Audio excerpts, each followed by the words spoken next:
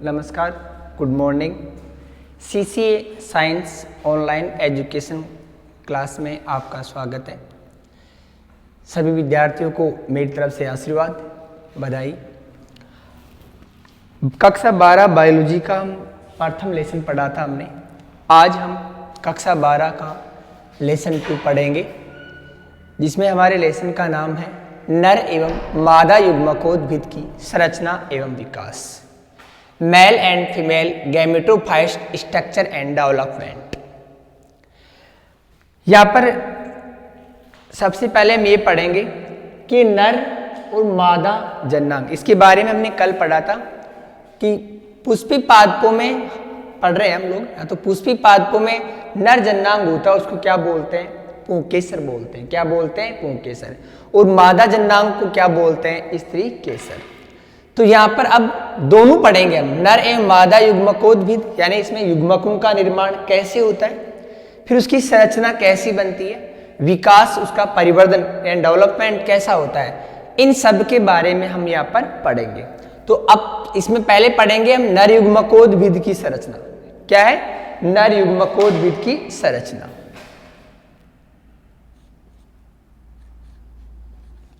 नर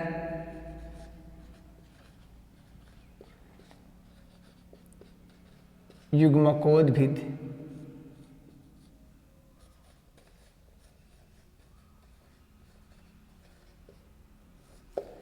की संरचना एवं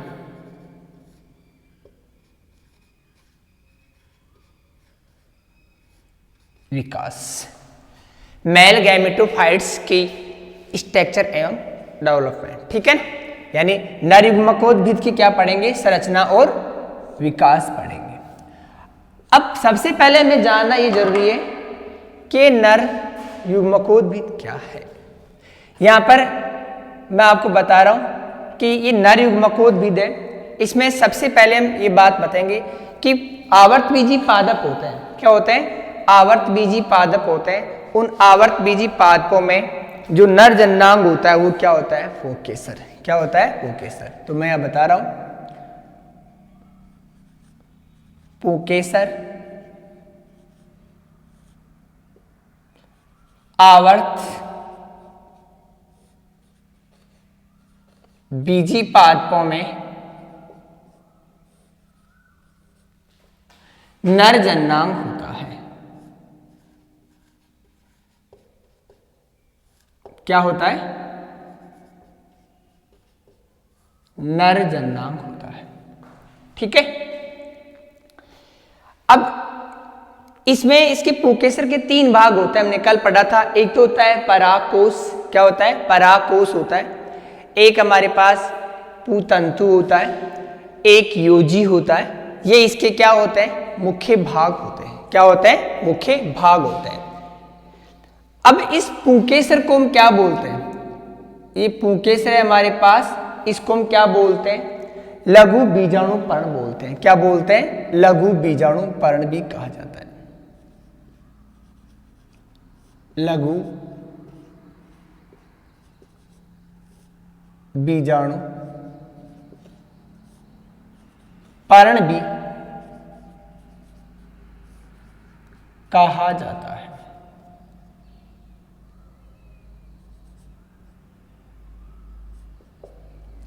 ध्यान देने की बात यह है कि पुंकेसर को लघु बीजाणु पर्ण कहा जाता है। तो क्यों कहा जाता है? कारण बता रहा हूं यहां पर, क्यों कहा जाता है।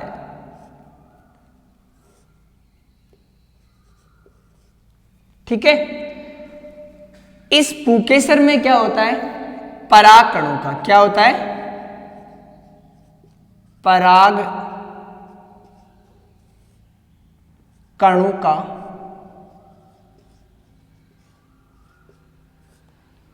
अथवा लघु बीजाणु का क्या होता है? निर्माण। पराग कणों का लिख देना, चाहे से हम लिख देंगे यहां पर क्या? लघु बीजाणु।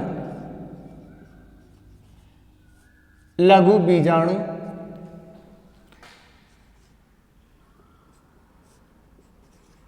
का निर्माण होता है। क्या होता है? पुंकेसर को लघु बीजाणु पर्ण कहा जाता है। क्यों?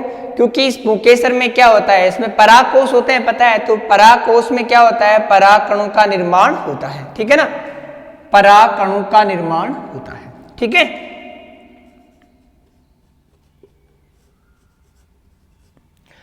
अब यहां पर ध्यान देने की बात है कि परागकोश होता है, मैं इसका यहां पर, इसमें कितनी पालियां होती है मैं एक बार इधर लिख दूं, फिर इसका चित्र बना दूंगा। परागकोश, परागकोश, अब इसमें एक तो आती है पालियों की संख्या, एक आती है कक्षों की संख्या। तो परागकोश में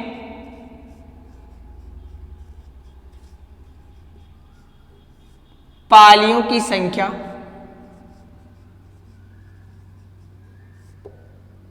कितनी होती है, 2 होती है। पालियों की संख्या 2 होती है और ये दोनों ही आपस में कैसी होती है, जुड़ी हुई रहती है। कैसी होती है, जुड़ी हुई होती है, ठीक है। अब यहां पर मैं पाली का चित्र बना रहा हूं एक बार। ये हमारे पास 2 पालियां हैं, ठीक है, ऐसी संरचना हमारे पास।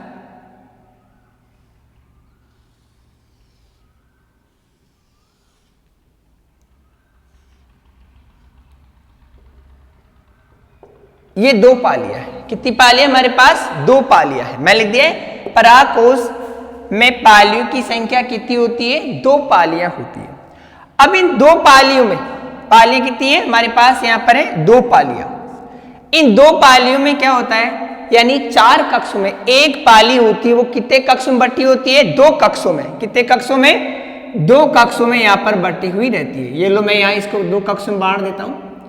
ये 2 कक्षों में क्या होती है, बटी होती है। एक पाली है ये पूरी और एक पाली है, दोनों कितने कक्षों में बटी होती है, 2। तो 1 2 3 4, तो एक पाली की कितने कक्ष हो गए, 2। एक पाली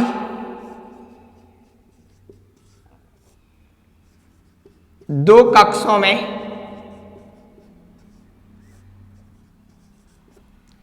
या बीजाणु धानी में,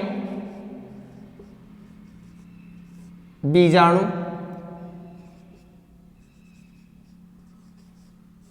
धानी में विभाजित होती है, विभाजित होती है, ठीक है। हमारे पास कितनी पालियां बन गई इसकी, एक पाली ये बन गई यहां पर, ठीक है। दूसरी पाली हमारे पास ये थी पूरी। अब इस पाली में, एक पाली में कुल कितने कक्ष हैं हमारे पास, यानी 2 कक्ष तो इधर हो गए और 2 कक्ष किधर हो गए, इधर हो गए। ये 2 कक्ष हो गए। इनको चाहो तो आप बंद कर सकते हैं। यहां पर हम ऐसे ये संरचना बन गई इसकी, ठीक है, ये बन गई। अब मैं यहां पर इसमें आप देखो तो चाहिए, लो परागकोश को हम क्या करेंगे, ये परागकोश वाला भाग है,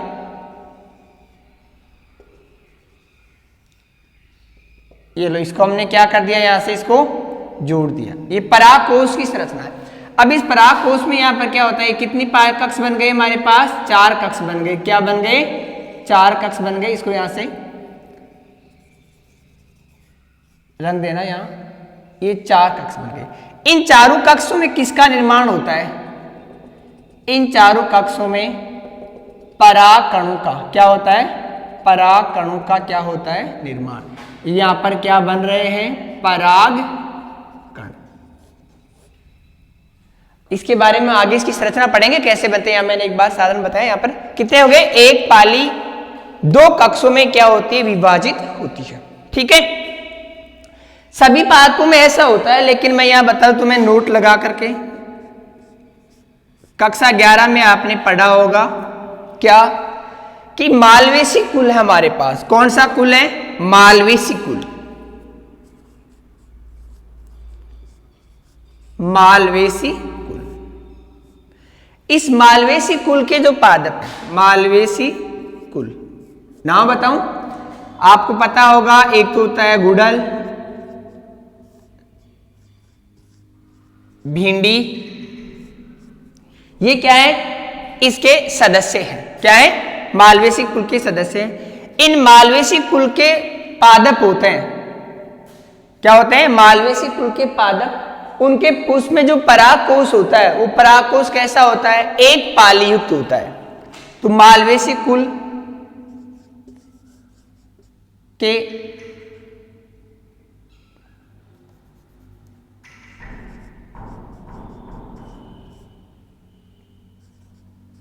पुष्पों में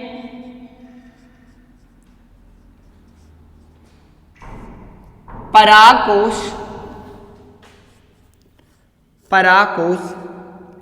एक पाली युक्त होता है। कैसा होता है, एक पाली युक्त होता है। यानी परागकोश में कितनी पालियां होती है, एक ही पाली होती है। अब आपको पता है कि जब हमारे पास पाली की संख्या कितनी है, एक है, तो कक्ष कितने बनते हैं, दो। और जब पाली की संख्या कितनी होती है, दो होती है, तो कक्ष कितने बनते हैं, चार। तो हमारे पास यहाँ एक पाली है, तो कक्षों की संख्या कितनी हो गई हमारे पास, अर्थात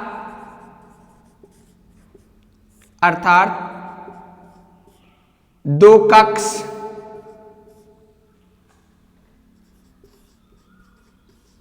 निर्मित होते हैं। क्या होते हैं, दो कक्ष निर्मित होते हैं। ठीक है, ये इसके हमारे पास क्या होगी, संरचना। अब ये तो था हमारे पास कि इसका सामान्य परिचय था, किसका, नर युग्मकोद्भिद की संरचना विकास का। पुंकेसर आवर्त बीजी पादपों में नर जन्नांग होता है, क्लियर। इसको लघु बीजाणु पारण भी कहा जाता है। क्यों कहा जाता है, क्योंकि इसमें क्या होता है, यानी परागकणों का क्या होता है, निर्माण होता है, या लघु बीजाणु का क्या होता है, निर्माण होता है। इसके पश्चात है परागकोश में पालियों की संख्या कितनी होती है, दो होती है। कितनी होती है, दो। सामान्यतः पादप होते हैं आवर्तबीजी, उनमें दो ही पालियां होती है, पर उनके परागकोश में, ठीक है। और एक पाली होती है, वो कितने कक्ष बनाती है, दो। तो एक पाली दो कक्षों में क्या हो जाती है, विभक्त हो जाती है। तो कुल कितने कक्ष हो गए हमारे पास, चार। कितने हो गए, यहां पर कुल कक्षों की संख्या लिखूं मैं, तो कुल कक्ष कितने हो गए हमारे पास, चार। कितने हो गए, चार हो गए। लेकिन हमारे पास अपवाद है मालवेसी कुल। इस मालवेसी कुल होता है, इसमें गुड़हल भिंडी आते हैं, इसके उदाहरण है। इनके पुष्पों में जो परागकोश होता है वो कितनी पाली युक्त होता है, एक पाली युक्त होता है। ठीक है ना, ये अपवाद है, पूछने वाला प्रश्न है। ठीक है, अर्थात कक्षों की संख्या कितनी होती है, दो। कितनी होती है, दो होती है। ये इसके बारे में इसकी संरचना थी। आगे हम ये पढ़ेंगे इसमें कि इसकी प्रक्रिया कैसे होती है। क्या होती है, इसकी प्रक्रिया कैसे होती है। इसको मैं मिटा देता हूं।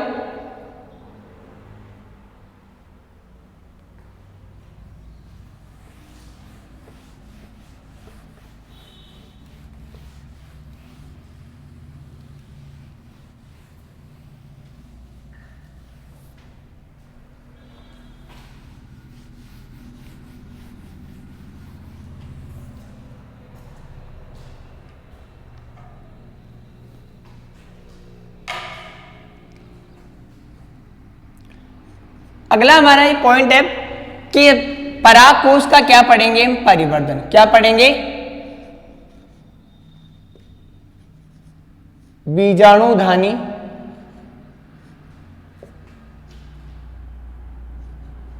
या पराग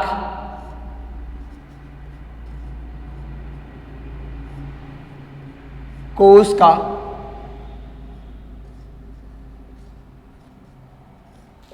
निर्माण या परिवर्धन। क्या पढ़ेंगे, परागकोश का निर्माण या परिवर्तन। अब यहां पर हमें सबसे पहले यहां ध्यान देने वाली बात है कि परागकोश होता है, क्या होता है, परागकोश। इस परागकोश में सबसे जो बाहरी परत होती है, इसके चारों तरफ किसका आवरण होता है, एपिडर्मिस का। तो यहां पर हम लिखेंगे एक एक बात, परागकोश बाह्य त्वचा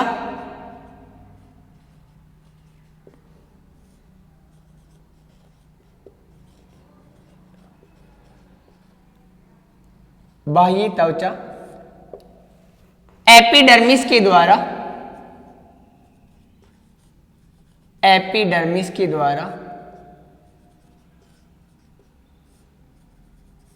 घिरा हुआ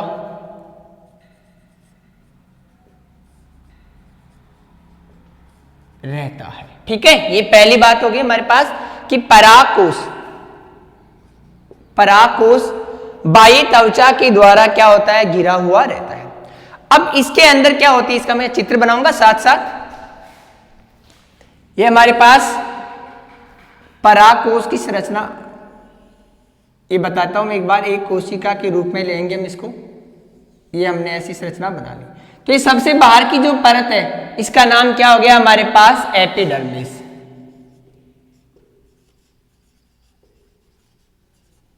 एपिडर्मिस, ठीक है। अब इस एपिडर्मिस में क्या होता है, अंदर की ओर अध्यस्थ त्वचा होती है। क्या होती है, अध्यस्थ त्वचा। इसके अंदर क्या होती है, ऐसे अंदर की ओर कोशिका होती है। क्या होती है, अंदर की ओर एंडोडर्मिस की कोशिका होती है ऐसे। ठीक है, ये कोशिका होती है।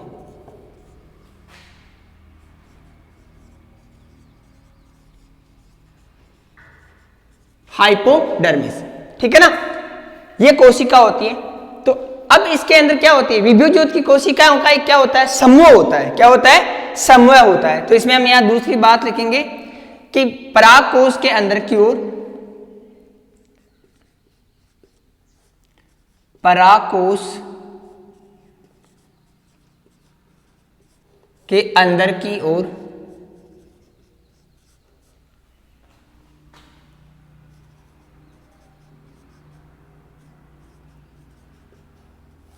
अध्यस्थ त्वचा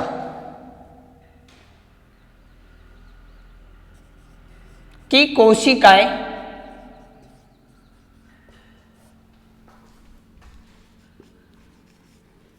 पाई जाती है। क्या होती है, कोशिकाएं पाई जाती है। ये अध्यस्थ त्वचा है, यानी हाइपोडर्मिस की कोशिका पाई जाती है।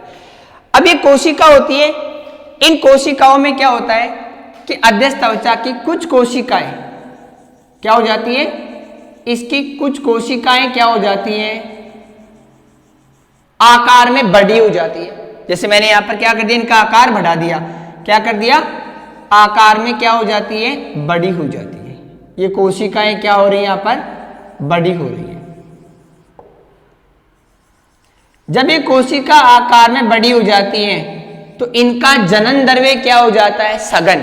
क्या हो जाता है, जनन द्रव्य सघन हो जाता है। ये हमें दिखाई देने लग गई, तो इनका जनन द्रव्य क्या हो गया, सघन हो गया।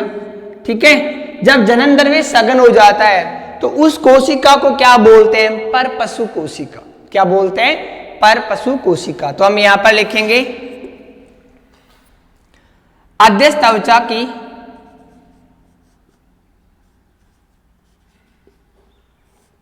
अध्यस्थ त्वचा की कुछ कोशिकाएं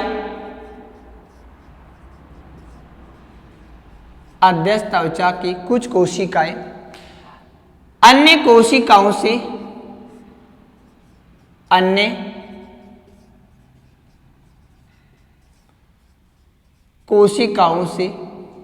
आकार में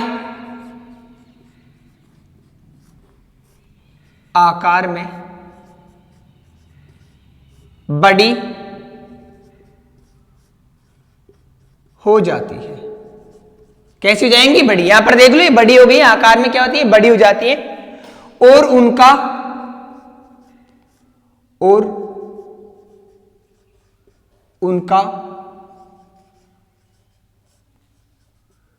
जीव द्रव्य क्या हो जाता है, सघन। उनका जीव द्रव्य क्या हो जाता है, सघन हो जाता है। सघन हो जाता है।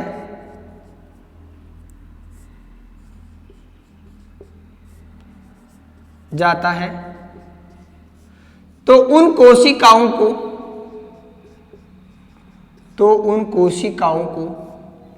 क्या कहेंगे हम, परपशु कोशिका। क्या बोलेंगे, परपशु कोशिका कहा जाता है। ठीक है, अब यहां पर हमारे पास एक कोशिका आ गई, ये वाली। अब इनका जीव द्रव्य सघन हो गया, तो इन कोशिकाओं का नाम क्या हो गया हमारे पास, पशु कोशिका। क्या हो गया है? पर पशु कोशिका। ठीक है, यानी 4 हमारे पास क्या बन रही है? पर पशु कोशिका बन जाती है। दोबारा समझना यहां पर ध्यान से, परागकोश बाह्य त्वचा के द्वारा घिरा हुआ रहता है। बाहर का आवरण मैंने बता दिया, ये एपिडर्मिस का आवरण है। ठीक है, इसके अंदर क्या होता है? हाइपोडर्मिस यानी अध्यस्थ त्वचा की कोशिका पाई जाती है। अध्यस्थ त्वचा की कुछ कोशिकाएं अन्य कोशिकाओं से आकार में क्या हो जाती है? बड़ी, या यहाँ पर बड़ी हो गई, बड़ी हो जाती है। उनका जीवद्रव्य भी क्या हो जाता है? सघन हो जाता है, यानी गाढ़ा। जब जीवद्रव्य सघन हो जाता है तो इनमें क्या होता है? दिखाई देने लग जाती है। तो इन सघन जीवद्रव्य युक्त बड़ी कोशिकाओं को हम क्या बोलते हैं? पर पशु कोशिका। क्या बोलते हैं? पर पशु कोशिका। ठीक है, अब यहां पर क्या होता है? इसमें ये पर पशु कोशिका है। कौन सी है? पर पशु कोशिका। ध्यान देने की बात है, पर पशु कोशिका में, पर पशु कोशिका में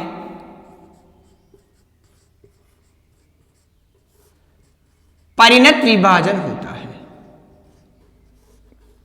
कौन सा?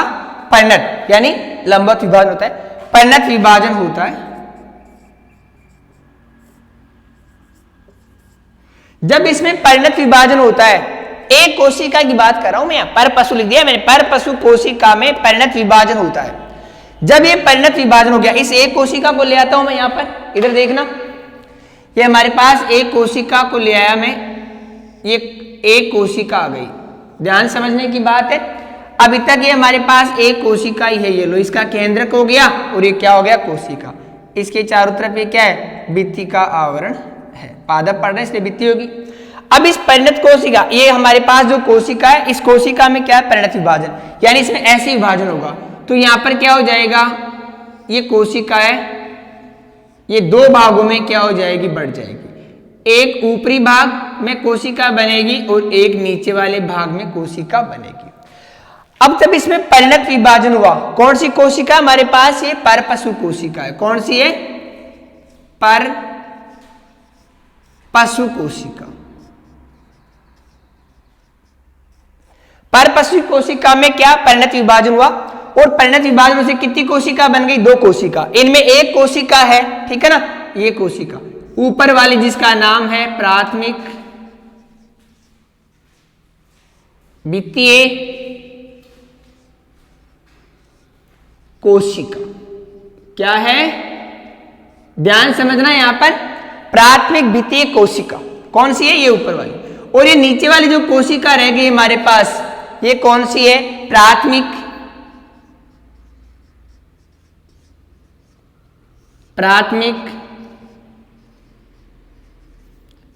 बीजाणुजन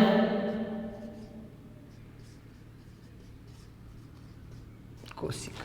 ठीक है, समझ में आ गया होगा कि परपशु कोशिका। परपशु कोशिका ध्यान रखना, मुख्य बात है कि अंदर त्वचा की कुछ कोशिकाएं अन्य कोशिकाओं से आकार में बड़ी हो जाती है। जीवद्रव्य क्या हो जाता है? इनका सघन। जब जीवद्रव्य सघन हो जाता है तो उस कोशिका को हम क्या बोलेंगे? परपशु। अब इस परपशु कोशिका में परिणत विभाजन होगा, तो ये परपशु कोशिका, इसमें विभाजन कौन सा कर दिया हमने? परिणत। परिणत विभाजन करने से होने से क्या हो जाएगा? इसमें 2 कोशिका बनेंगी, एक प्राथमिक वित्तीय कोशिका और एक बीजाणु प्राथमिक बीजाणु कोशिका। अब इन दोनों कोशिकाओं का नाम देखो। आप मैंने बताया था कि यदि बायोलॉजी में कोई शब्द समझ में नहीं आता है, कोई शब्द, तो आप उसका संधि विच्छेद कर लो। यहां पर है भित्तीय कोशिका, यानी क्या करती है? परागकोश की भित्ति का निर्माण करती है। सीधी सी बात होगी यहां पर कि परागकोश होते हैं, उसकी भित्तियां होती है 4, उनका ये क्या करती है? निर्माण करती है। और दूसरा है प्राथमिक बीजाणुजन कोशिका, ये क्या करती है? लघु बीजाणु मात्र कोशिका या बीजाणुजन कोशिका का क्या करती है? निर्माण करती है। तो यहां पर विभाजन होता है, विभाजन होता है। और परपशु कोशिका, परपशु कोशिका 2 कोशिकाओं में विभाजित हो जाती है। ठीक है, विभाजित हो गई, कितनी कोशिका बन गई हमारे पास, यहाँ पर 2 बन गई, प्राथमिक द्वितीय द्वितीय। यहाँ पर नाम लिख दूं मैं, ठीक है ना, इधर लिखो तो आप इधर लिख देना। पहली हमारे पास प्राथमिक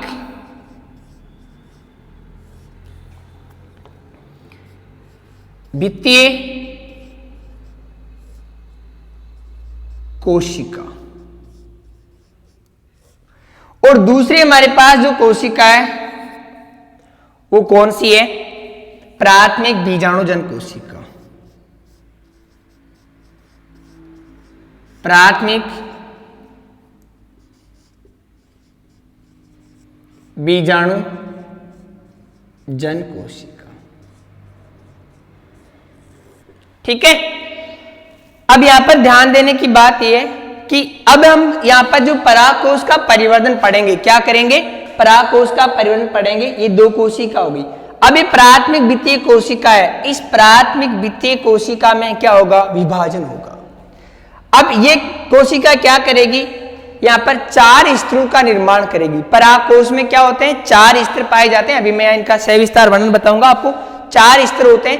पहला स्तर होता है, उसका नाम होता है एपिडर्मिस। क्या होता है, एपिडर्मिस। दूसरा इसका जो आवरण होता है एपिडर्मिस के अंदर की ओर, वो होता है कौन सा, एंडोथीसियम। कौन सा होता है, एंडोथीसियम, यानी अध्यस्थ त्वचा। अध्यस्थ त्वचा के अंदर का जो परत होता है वो होता है मध्य स्तर, यानी मिडिल लेयर, ठीक है। और सबसे आंतरिक जो स्तर होता है वो होता है टेपिटम। क्या होता है, टेपिटम, पोस्तुक। ये टेपिटम सबसे महत्वपूर्ण, ध्यान रखना, परीक्षा में इसमें से प्रश्न पूछता है कि टेपिटम के कार्य लिखिए। हम यहाँ पर इसके बारे में सविस्तार पढ़ेंगे, ठीक है। तो मैं यहाँ बताता हूँ। तो अब यहाँ पर प्राथमिक द्वितीय कोशिका को हम निकाल लेते हैं। यहाँ पर मैं बता दूं सीधी सी बात, प्राथमिक द्वितीय कोशिका हमारे पास, ये प्राथमिक द्वितीय कोशिका, और ये कौन सी है, प्राथमिक। अब यहाँ पर ध्यान देने की बात ये कि अब इसको हम क्या पढ़ेंगे, अलग पढ़ेंगे। अगर यदि आप इसमें जानना चाहो अभी इसको अलग से पढ़ लेंगे बाद में, तो मैं बता दूं प्राथमिक बीजाणु जनन कोशिका, इसमें क्या होता है, समसूत्री विभाजन होता है। कौन सा होता है, समसूत्री विभाजन होता है। समसूत्री विभाजन होने से क्या होता है, यहाँ पर बीजाणुजन कोशिका बनती है, यानी प्राथमिक बीजाणुजन से क्या बन जाती है, बीजाणुजन कोशिका। और बीजाणुजन कोशिका से क्या हो जाती है, फिर लघु बीजाणु मात्र कोशिका बन जाती है। फिर लघु बीजाणु मात्र कोशिका में परिवर्तन होता है, उससे क्या होता है, परागकणों का क्या हो जाएगा, निर्माण हो जाता है, ठीक है। तो यहां पर मैं इसको मिटा रहा हूं, आगे पढ़ेंगे। अभी इसको यहां से लेंगे और ये 50 पढ़ेंगे। तो अब प्राथमिक द्वितीय कोशिका, ठीक है, मैं मिटा रहा हूं यहां पर।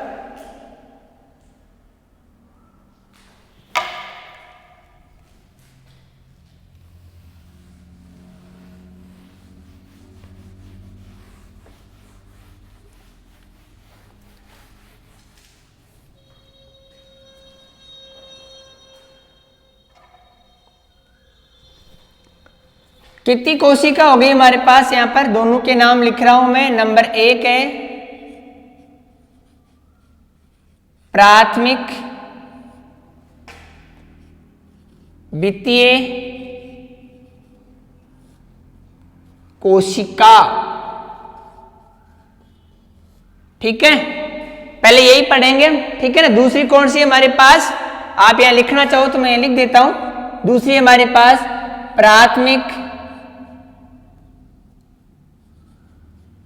प्राथमिक बीजाणु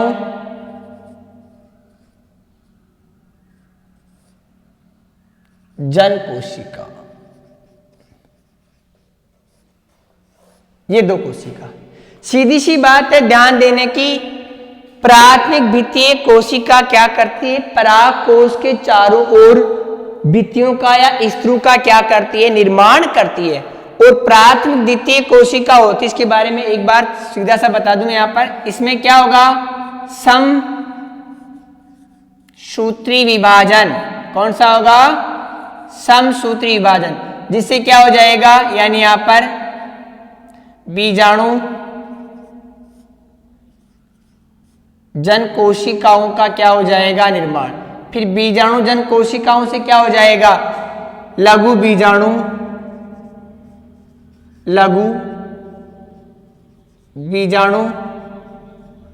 मात्र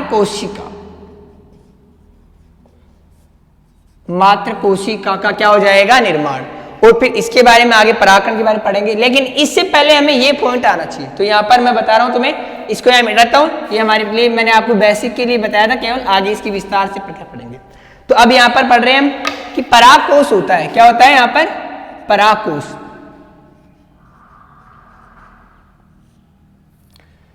परागकोश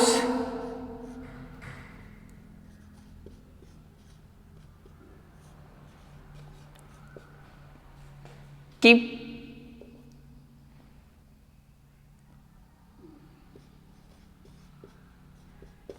भित्तियों का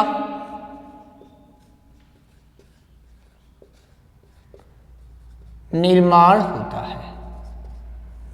किससे होता है, परागकोश की भित्तियों का निर्माण, यानी प्राथमिक भित्तीय कोशिका से क्या होता है, भित्तियों का निर्माण हो जाता है। ठीक है, अब यहां पर हम 4 भित्तियां होती है। परागकोश में कुल कितनी परतें होती है, यहां लिख रहा हूं मैं, परागकोश 4 स्तरों से निर्मित होता है। कितने परत होती है इसमें, 4 परत होती है। कितनी परत, 4 परत। अब मैं यहां पर इसको क्या कर रहा हूं, मिटा रहा हूं, ये संरचना बन गई है। अब इसके ऊपर ही देखो, मैं यहां बता दूं, अब इसमें विभाजन होगा। क्या हो जाएगा, विभाजन। कौन सी कोशिका में, इसमें प्राथमिक द्वितीय कोशिका। प्राथमिक द्वितीय कोशिका में क्या होगा, परिवर्तन होगा, जैसे 4 परतें बनेंगी। क्या बनेंगी, 4। तो अब इसको हम पढ़े यहां पर, तो मैं इसको मिटा देता हूं।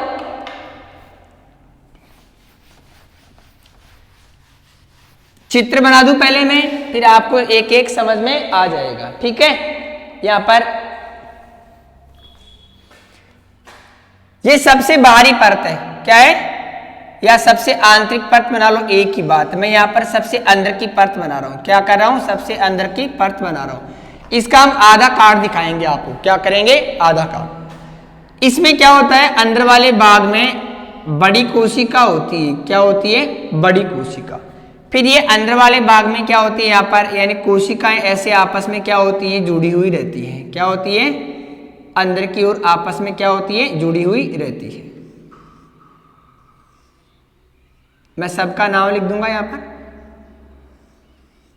ये सबसे आंतरिक संरचना। अब यहां पर क्या है, हमारे पास ये पहली परत बन रही है। कौन सी, पहली परत।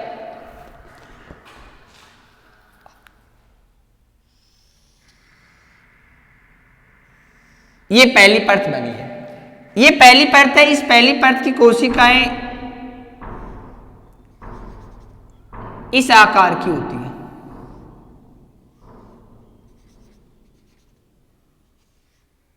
सबको दिख रहा है? अगर किसी के कुछ समझ में नहीं आए तो आप लोग कमेंट्स बॉक्स में लिख सकते हैं कि सर हमें समझ में नहीं आ रहा है। ठीक है, ये हमारी सबसे पहली परत है। फिर परतों के नाम बता दूंगा मैं तुम्हें। आप यहां पर इसको लिखना चाहो तो ये जो परत है हमारे पास, ये कोशिका, इसका नाम है बीजाणु जन कोशिका। क्या नाम है, यहां पर इसका नाम लिखता हूं मैं, बीजाणु जन कोशिका। ठीक है, इस बीजाणु जन कोशिका से क्या बनेगा पता है तुम्हें, पराग कणों का निर्माण हो जाएगा। दूसरी हमारी, अब इसमें है, आप बाहर से पढ़ो चाहे अंदर से पढ़ो, ठीक है, मैं अलग अलग यहां पर बता दूंगा तुम्हें कि पहले कौन सी परत आती है। फिर यहां पर मैं अब दूसरी परत बना रहा हूं। ये एक परत बन गई। इसमें हमें क्या करना है, ये कोशिका बना दो ऐसे परतें। ये हमारे पास क्या बन गई, परत। ठीक है, अब मैं तीसरे पेन का प्रयोग कर रहा हूं। यदि ये दिख जाए सही आपको तो बहुत अच्छा रहेगा।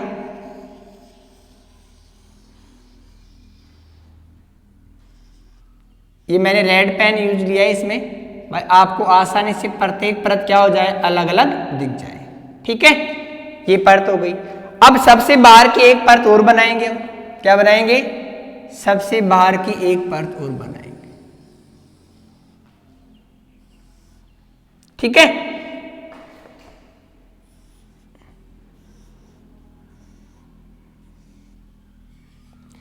ये हमने क्या कर दिया, परागकोश की आंतरिक संरचना का क्या किया है, काट काटा है। क्या किया है, आंतरिक संरचना का हमने काट दिया है।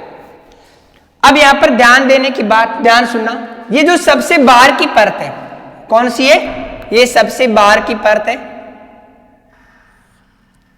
इस परत का नाम है एपिडर्मिस। क्या है, एपिडर्मिस, यानी बाह्य त्वचा। क्या है, बाह्य त्वचा।